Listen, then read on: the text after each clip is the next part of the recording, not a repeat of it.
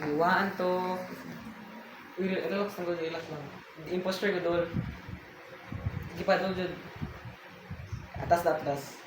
Ana. Sige, one, two, three, go. Social media can bring Ganyan people. din. Go. Social media can bring people together by connecting those with shared identities, interests, or causes, fostering a sense of community. For example, hashtags like MeToo unite people globally around shared experience. Two, three, go.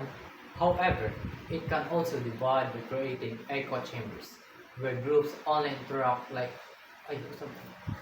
1, 2, 3, go.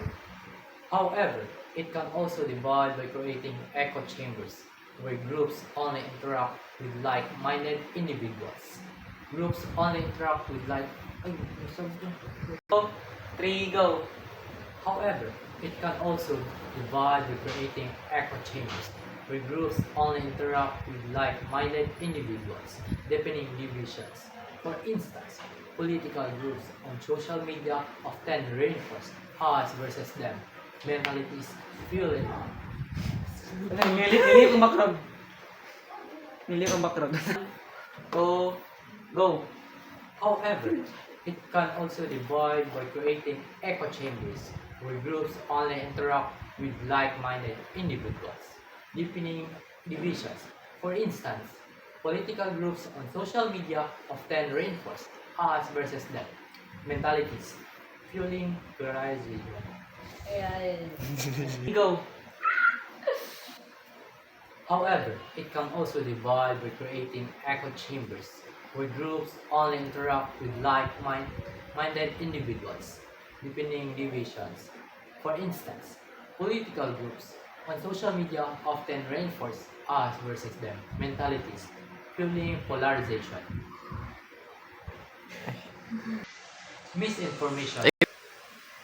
Misinformation and propaganda can strengthen group identity by spreading bias or false narratives that unite people against a perceived common enemy while deepening division with others groups. For example, during an election, fake news stories might portray one political party as a threat, rallying supporters around their shared identity and increasing hostility toward opponents. This can polarize societies and escalate conflicts. Misinformation and propaganda can strengthen group identity by spreading bias or false narrative that unite people against a perceived common enemy while deepening divisions with other. Oh, tama na ito nila. Okay na bro.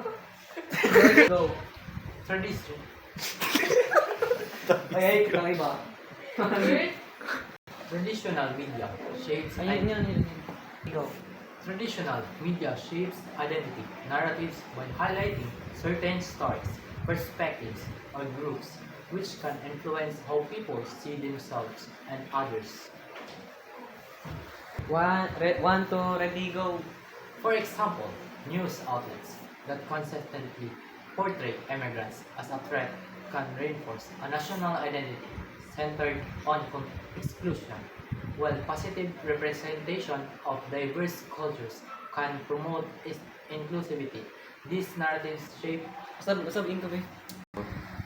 For example, news outlets that consistently portray immigrants as a threat can reinforce a national identity centered on exclusion, while positive representation of diverse cultures can promote inclusivity.